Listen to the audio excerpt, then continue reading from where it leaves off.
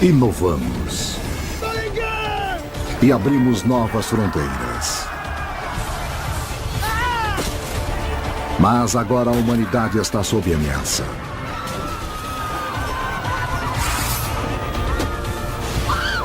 Forças do caos foram liberadas.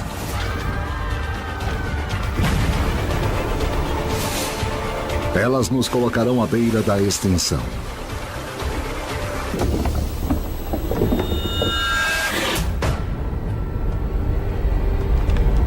Em meio ao caos de um planeta implacável, muitas espécies vão se extinguir, mas para uma, todas as peças vão se encaixar. E uma série de chaves vão abrir o caminho para a humanidade triunfar. Essa é a nossa história. A história de todos nós.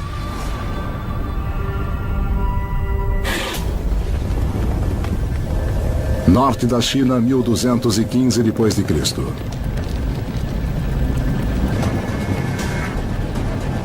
Os mongóis estão chegando. 50.000 guerreiros. O maior exército de cavalaria do mundo. Seu líder, Gengis Khan. Um dos comandantes mais sanguinários da história humana. Seu alvo, Chungchu. Hoje Pequim, a capital da China. As cidades são importantes na história da humanidade.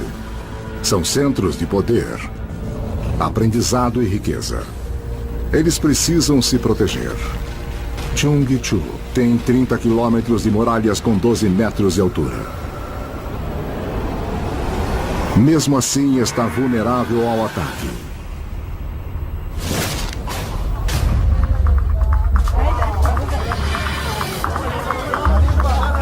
Meio milhão de pessoas vivem em Chungchu. Agora a batalha pelo futuro da humanidade será travada entre os habitantes da cidade e os nômades.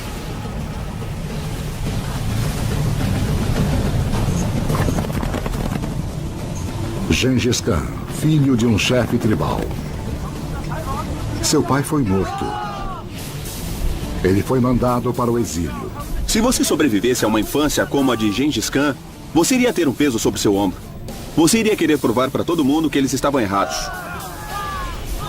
Você iria querer provar que você sabia o que estava fazendo. Você iria querer provar que você era a criatura mais malvada de todas. Ele escapou de seus captores e lutou para chegar ao topo. Uniu os mongóis. E começou uma campanha de conquista que iria mudar o mundo. A chave do seu sucesso. O cavalo. Domesticado 5.000 anos antes na Ásia Central. Os cavalos expandiram as fronteiras da humanidade. Os mongóis podiam viajar 480 quilômetros por dia. Usar o cavalo na guerra abre uma nova oportunidade para a humanidade. Se voltarmos à luta dos mongóis contra os chineses, o que vemos é a primeira viagem pontual na história, que sem dúvida irá nos levar ao tanque. E essa viagem são com cavalos. Os mongóis começavam a montar aos 3 anos. Eles aprendiam a cavalgar sem usar rédeas. Quando eles encontravam homens a pé, para os mongóis esses homens eram como ovelhas. Você podia assustá-los e eles corriam. Eles podiam atirar a todo galope. Foi a primeira versão da Guerra Relâmpago. Eles eram capazes de entrar em um lugar, de causar danos, e então desaparecer antes que alguém soubesse o que os atingiu. O Império Mongol e as duas guerras mundiais claramente marcaram uma tendência na história da humanidade, a violência. Nenhum exército tinha viajado tão longe e tão rápido até a Segunda Guerra Mundial.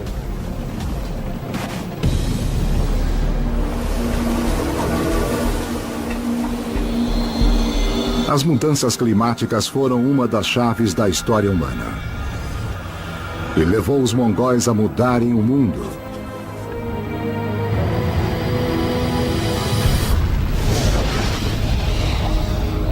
A 150 milhões de quilômetros da Terra. Uma onda de atividade solar.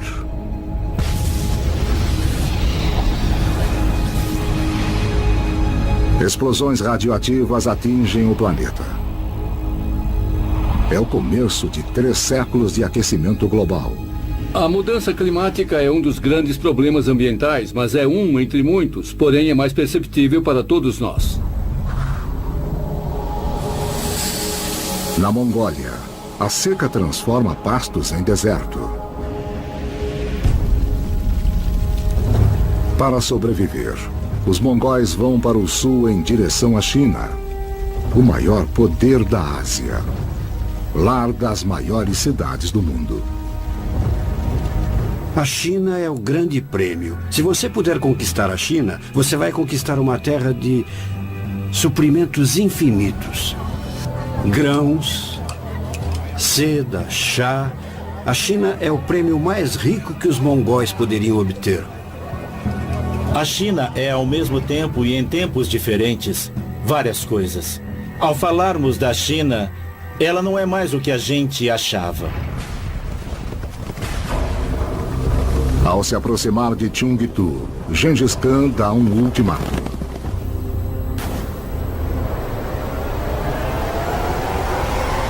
Se render ou morrer. A crueldade mongol é legendária. Prisioneiros são decapitados. São feitas torres de crânios humanos. Crianças são massacradas. Eu imagino alguém olhando da cidade, olhando sobre a muralha, aquela multidão enorme de mongóis vindo na sua direção. Eu acho que imediatamente você se perguntaria: por que eu ainda estou nessa cidade? Eu preciso ir embora ou eu vou morrer?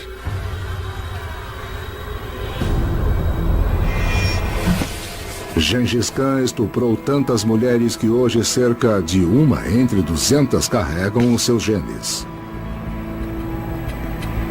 A maior felicidade é ter em seu peito as mulheres e filhas dos seus inimigos. Foi dito que 60 mil mulheres preferiram se suicidar a serem estupradas pelos mongóis.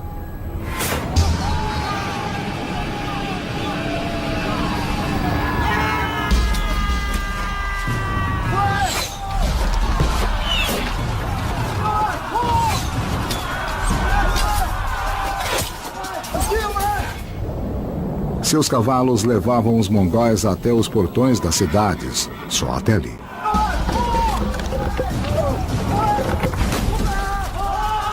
Para tomar a cidade, eles usaram engenheiros chineses.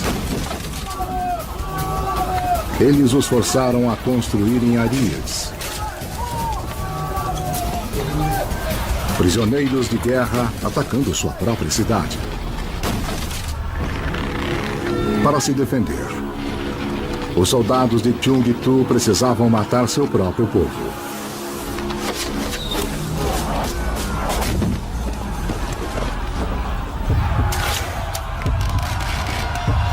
Se o portão quebrasse, a cidade caía.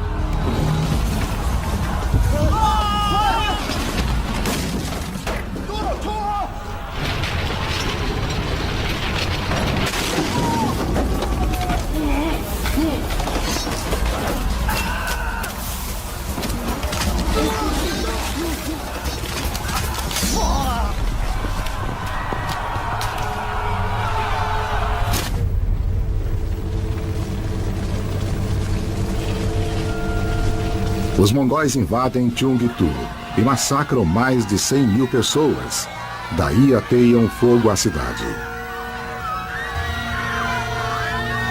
Os mongóis eram uma força militar inacreditável. Se eles tinham um alvo que queriam tomar, nada ficava em seu caminho. Uma testemunha ocular relata: A terra estava cheia de gordura humana. em sua época, dizem que Gengis Khan foi responsável pela morte de 40 milhões de pessoas. Tanto quanto Adolf Hitler.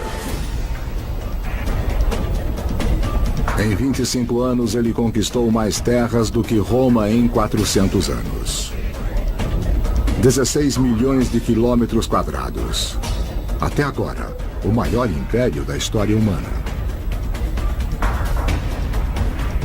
O segredo do seu sucesso: comunicação.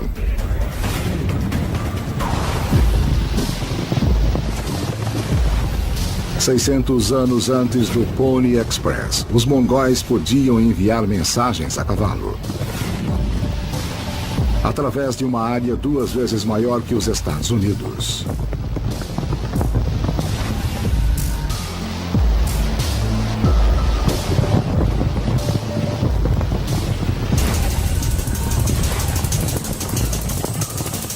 A cada 50 quilômetros havia um posto com 400 cavalos. Mensageiros do governo carregando um medalhão oficial podiam receber comida e montaria. Foi o primeiro posto do mundo. Como resultado das conquistas de Gengis Khan, pela primeira vez na história, pode-se viajar com segurança de uma ponta do mundo até a outra.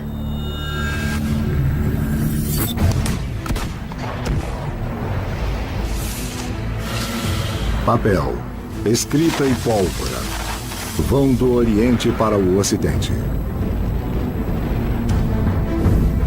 E são a chave do futuro da humanidade.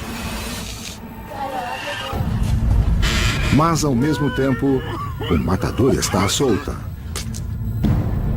que irá exterminar metade da população da Europa. A humanidade irá travar sua maior batalha com seu maior inimigo: a doença. Issyk-Kul, um posto de comércio.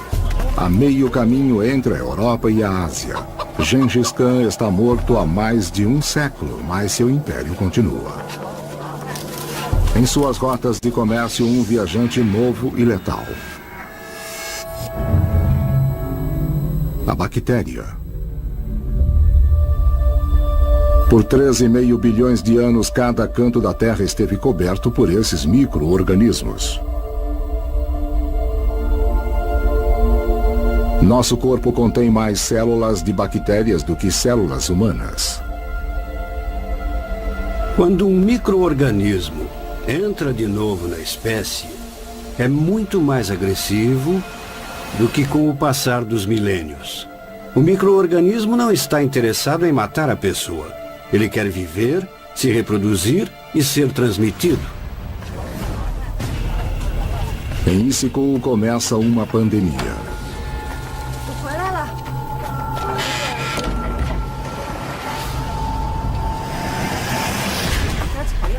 Uma das primeiras vítimas registradas é Kutluk.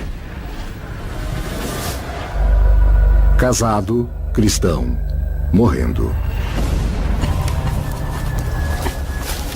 Os remédios caseiros de sua esposa não funcionam.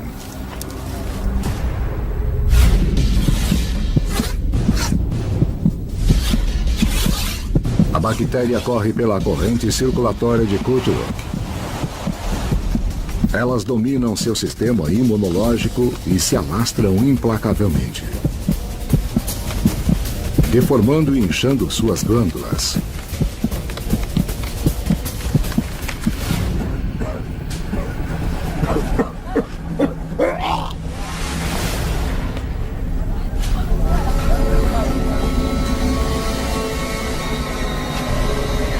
A pele tem feridas cheias de pus. Os bulbos. A peste bubônica, que passa de um para outro por um transportador quase invisível. pulga. Seu alimento é o sangue. Quando ela pica, libera a bactéria da peste na corrente circulatória.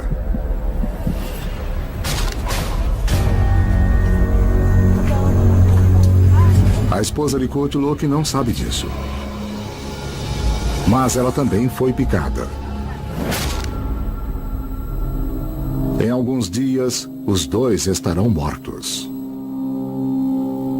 Em 1337, 4 pessoas morreram em Issyk-Kul. 2 anos depois, eram 100 mortos. Mas isso era só o começo. Uma vez que se espalharam, a infecção não parava. A melhoria nos transportes tornava a doença quase impossível de controlar. As pulgas que carregavam a peste tinham carona de um de seus companheiros mais próximos, o rato negro. Nativo da Ásia, eles se espalharam pela Europa com os romanos. Um casal de ratos pode ter 2.000 filhotes por ano. E cada rato pode carregar 8 pulgas infectadas pela peste.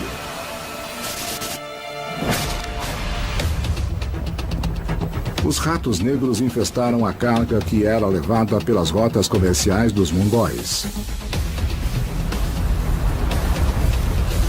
De Issyk-Kul, a peste se alastrou ao leste da China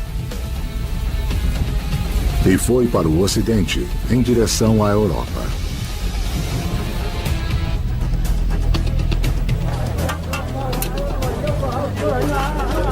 Cafa, no Mar Negro.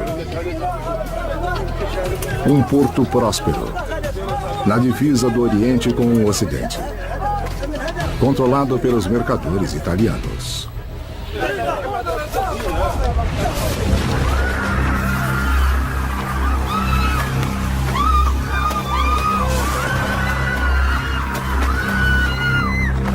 Um homem é tido como responsável por levar a peste para a Europa.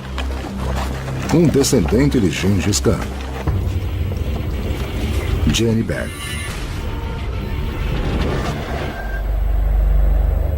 Ele assassinou o próprio irmão para ter o poder. Agora ele quer expandir o Império Mongol ao oeste. Cafa está em seu caminho.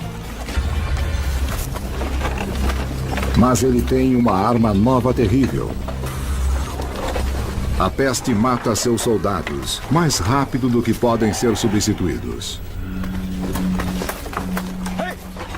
Mas isso dá uma ideia, Jenny Bag.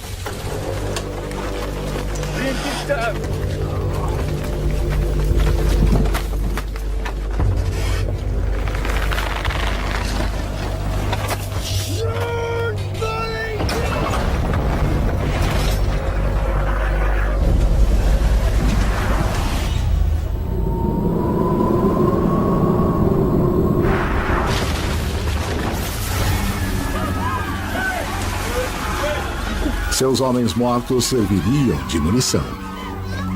Sitiam a cidade de Cafa, então seus invasores, que são os mongóis, começam a adoecer.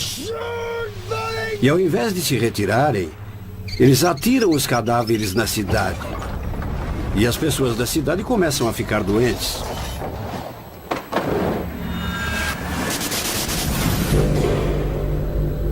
Armas biológicas são tão letais que elas foram banidas em 165 países, incluindo Rússia e Estados Unidos.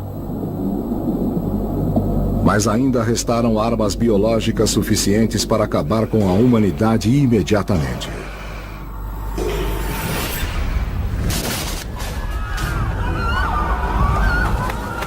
Ninguém tinha usado armas biológicas como Jenny Bag.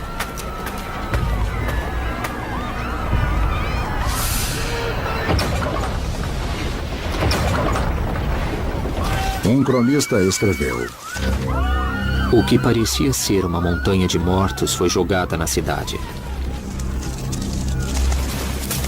Os corpos apodrecendo infectavam o ar. O mau cheiro era insuportável.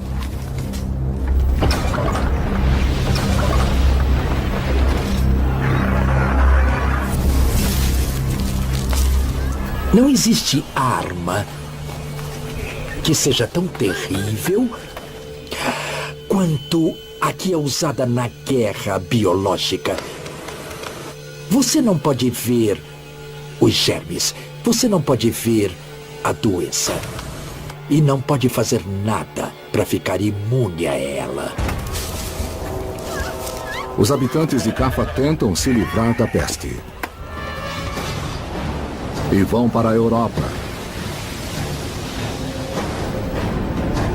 Eles não fazem ideia de que estão levando a doença com eles.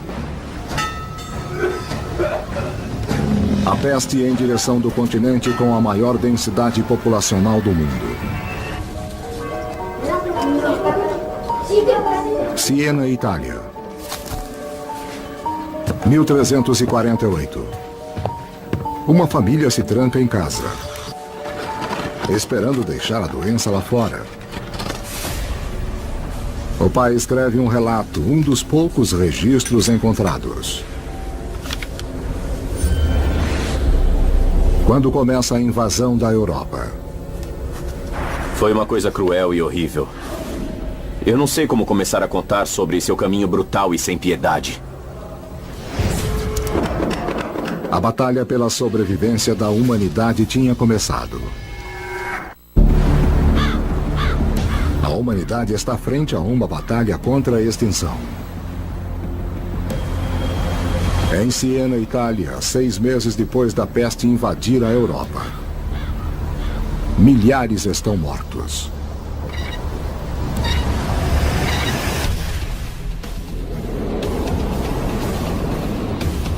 Agnolo de Tura. Um homem de negócios local, o cronista da cidade. Confina sua família dentro de casa.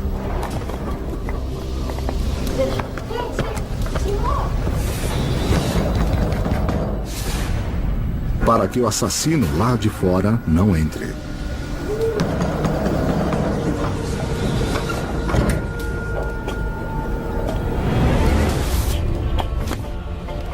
Agnolo usa fogo e fumaça para afastar a peste. Ninguém suspeita que ela é levada por ratos.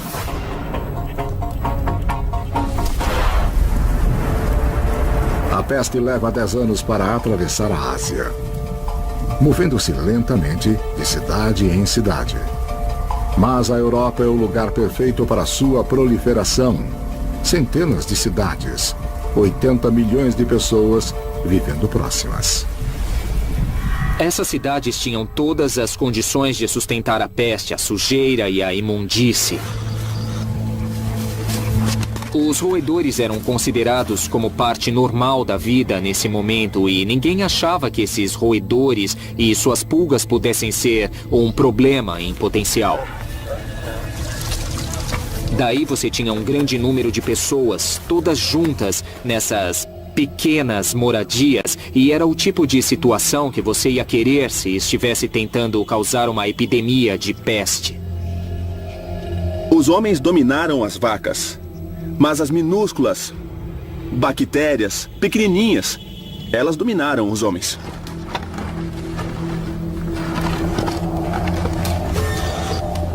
A peste entrou no lar de Agnolo. Infectou sua esposa, Nicoluccia. Se você nunca viu a peste bubônica, é muito grotesco. Forma-se uma grande pústula roxa. Cria um trauma psicológico, um estrago, um medo incrível. Agnolo tenta qualquer coisa, tudo o que podia. Vomite regularmente aos primeiros sinais de doença. Beba um copo de sua urina 2 vezes por dia. Agora, eu gostaria de falar sobre o valor que o pânico pode ter na sociedade. Aplique um unguento no bulbo feito de mel, ovo e óleo de escorpião para retirar o veneno. Aplique morcegos. Finalmente, o doutor em peste. Seu capuz cheio de ervas para proteção. Seu tratamento: drenar a doença para fora da vítima.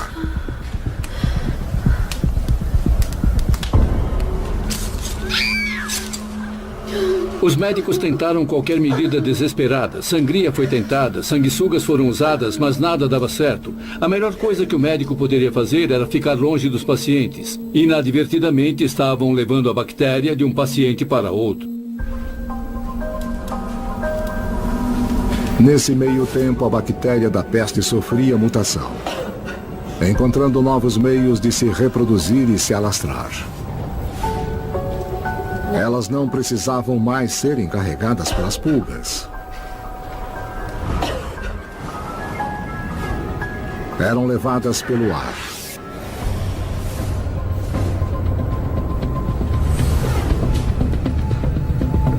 A peste levada pelo ar é diferente porque agora ela pode ser transmitida de um ser humano para outro.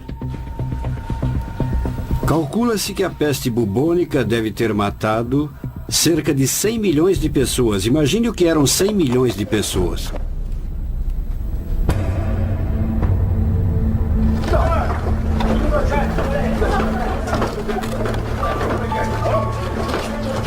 Em 6 meses, 31 mil pessoas, 60% de Siena, foram dizimadas.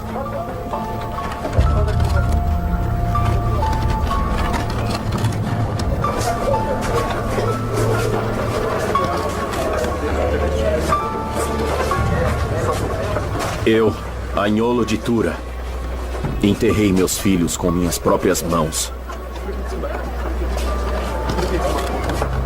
Não tinha ninguém para chorar suas mortes, porque todos esperavam sua própria morte.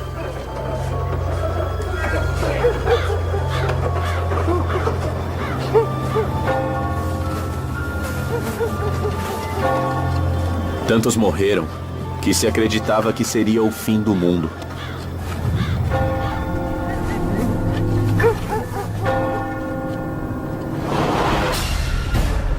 A verdade é que nossa espécie é um dos organismos mais vulneráveis que existem. É só deixarmos de lado tudo que tem a ver com a tecnologia, incluindo tirar nossas roupas, e veremos como passamos uma noite ao relento. Mesmo aqui na cidade do México, por exemplo. Ao fim dessa noite vamos nos sentir muito mal, e ao final de uma semana, muitas pessoas provavelmente ficarão doentes e vão morrer. Agora o desastre testará a fé da humanidade. Avignon, França. Lar do Papa Clemente VI. Um dos homens mais poderosos do mundo. Controlou grandes exércitos e uma enorme riqueza. Quando a peste chega a Avignon, as pessoas esperam que o Papa venha em sua salvação, que peça, que fale com Deus para deter a peste. Mas Clemente VI não pode deter a praga. Ela devasta Avignon, matando 1.300 pessoas em um único dia. O Papa Clemente VI compra um campo e enterra 11 mil pessoas. Mas não é suficiente. Ele tenta uma solução radical. Ele consagra o rio Ródano como um cemitério flutuante.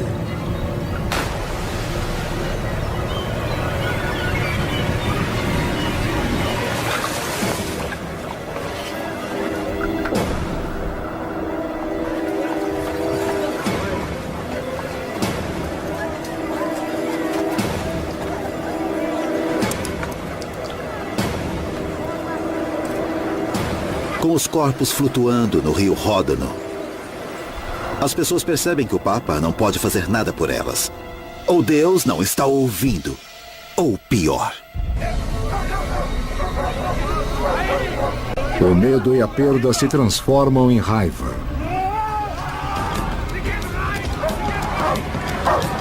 O povo quer culpar alguém. Em toda a Europa, a caçada começou. Querem um bode expiatório. 1349. A peste devasta a Europa. A humanidade está fraca e irracional.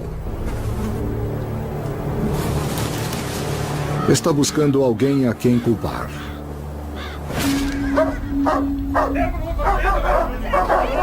Estrasburgo, Alemanha. A peste ainda não chegou aqui. Ainda. Mas os boatos se alastram mais rápido do que a própria doença. Uma conspiração diabólica. Dizem que os judeus estão envenenando a água potável. Era a Idade Média antes da Revolução Científica e do método científico. Era um mundo cheio de superstições, raiva, confusão e, infelizmente, tudo isso levava ao preconceito. Desde o século VI a.C., quando sua terra natal foi conquistada, o povo judeu criou várias comunidades por todo o planeta. Hoje, 26 países têm uma população de mais de 10 mil judeus.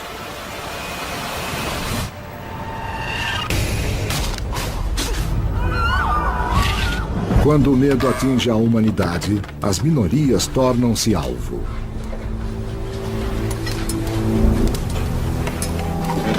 As autoridades de Estrasburgo tentam proteger os judeus colocando guardas em suas ruas.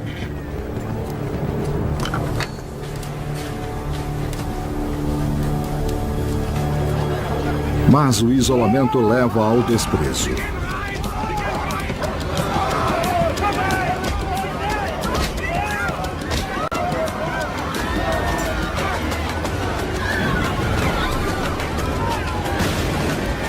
A multidão faz a lei com suas próprias mãos.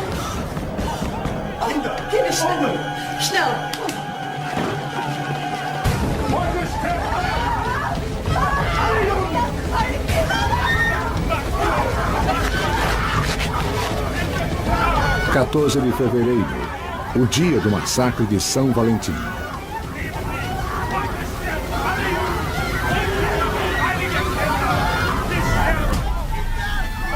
Os judeus de Estrasburgo podem escolher se converter ou morrer.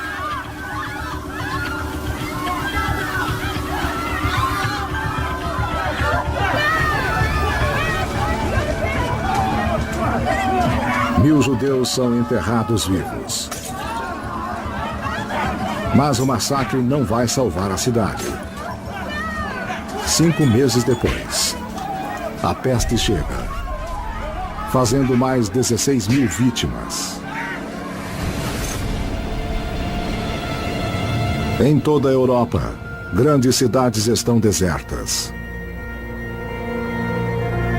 Uma testemunha ocular relata: as lojas foram fechadas. Há poucas pessoas. Um grande silêncio está presente em todo lugar. Considere o que fomos e no que nos tornamos. Éramos uma multidão. Agora estamos sozinhos. A humanidade impotente se rendeu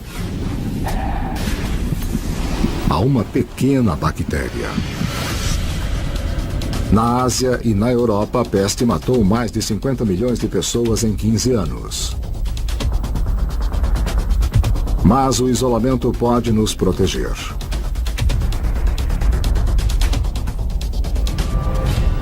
O Oceano Atlântico impediu que a peste chegasse às Américas.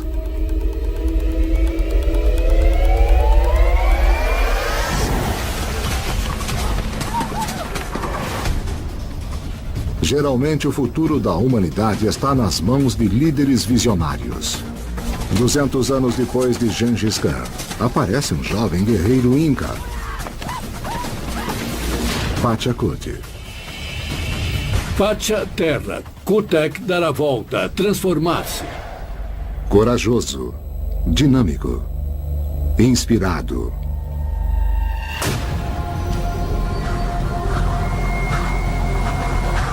A visão do Deus do Sol em uma batalha poderosa que iria criar o Império dos Incas.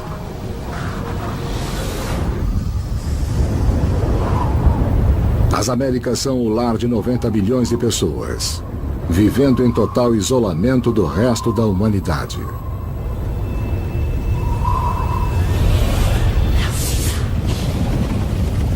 Nesse mundo novo não há cavalos. Eles foram caçados até a extinção. Não há ferramentas de ferro, nem veículos com rodas.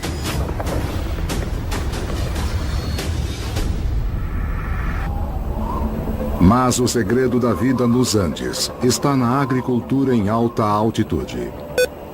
Era um povo, uma sociedade montanhesa. Se quisessem ter terra disponível para cultivar, tinham que construir plataformas nas montanhas inclinadas. E quando você viaja pelos Andes hoje, você vê os restos dessas plataformas.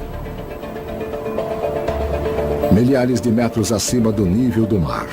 Eles tinham plantações, totalmente desconhecidas pelo resto do mundo. Batata, tomate e milho. 60 anos depois, os espanhóis iriam levar esses alimentos para a Europa. Um momento chave que irá moldar a dieta da humanidade hoje em dia. Mas a riqueza de suas terras tornaram os Incas um alvo. Eles tinham seu território e precisavam defendê-lo. Pachacuti tinha que lutar contra o inimigo feroz.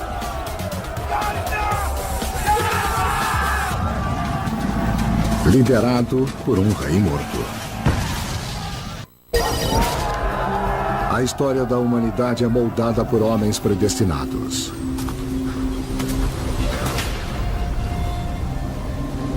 Pachacuti, líder dos Incas. Seu inimigo, os Chancas.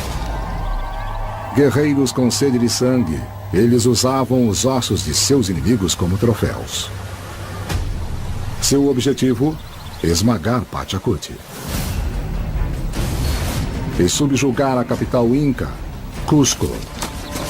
Cusco Vica estava liderando os Chancas na batalha.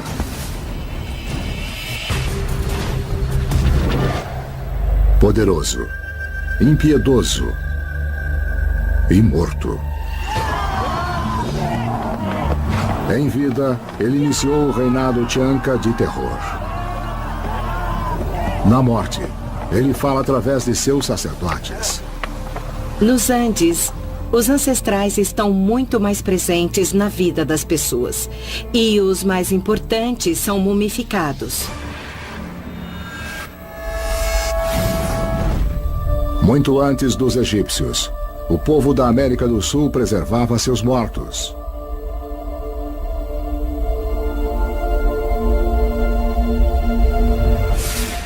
Crianças, adultos, famílias inteiras. As múmias mais antigas sobreviveram 7.000 anos. Com Cusco Vica liderando-os, os guerreiros Chancas se sentiam invencíveis. Eles estavam em número maior que os Incas. Não levavam prisioneiros, mas Pachacuti tinha um plano. O objetivo era capturar o corpo mumificado do seu inimigo. Se sobrepujassem Cusco Vica, a vitória seria deles. Ele acredita em algo mais poderoso do que Cusco Vica.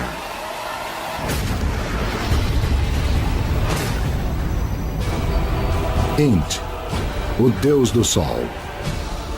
O deus mais importante da mitologia inca.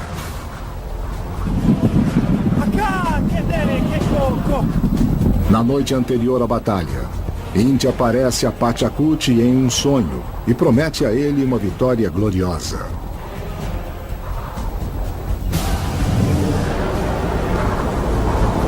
O pai de Pachacuti foi embora. Seu irmão foi embora. Ele escolheu ficar e liderar os Incas na batalha. Você está prestes a provar a seus homens, servindo de exemplo, dizendo, querem saber? Eu posso morrer hoje. Mas tudo bem, porque eu nasci para fazer isso. Eu garanto que um verdadeiro líder que entrou em combate se sentiu desse jeito.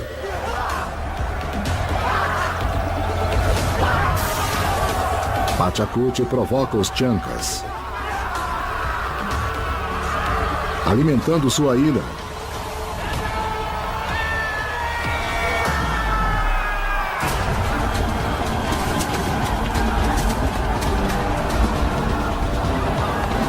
Ele segura seus homens.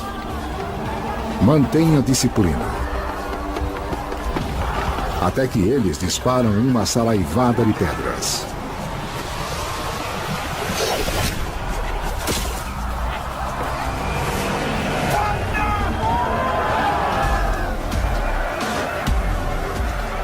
Pachacute se movimenta.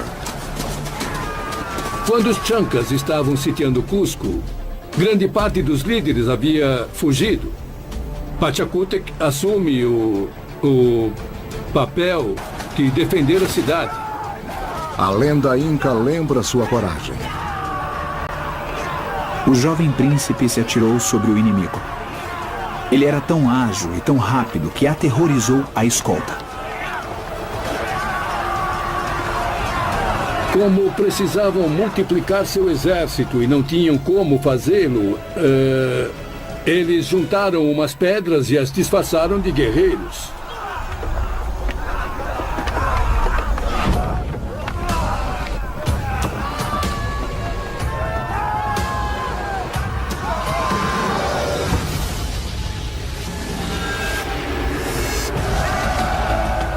Os Chancas, vencidos. Pachacute irá criar o maior império jamais visto nas Américas. Embora fossem sociedades militares expansionistas, o sistema armado é diferente de uma ordem imperial. E vou chamar com o nome que eles lhe davam, Tawantinsuyo, que quer dizer os 4 lados do mundo. Nos dias modernos, Chile, Bolívia e Peru se uniram sob a norma inca. E uniram seu território. Uma rede de trilhas que se estende por 40 mil quilômetros sobre um dos terrenos mais acidentados da Terra.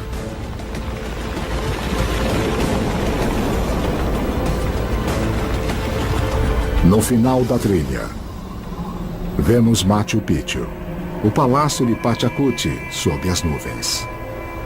Desconhecido para o resto da humanidade. Mas o isolamento das Américas está chegando ao fim.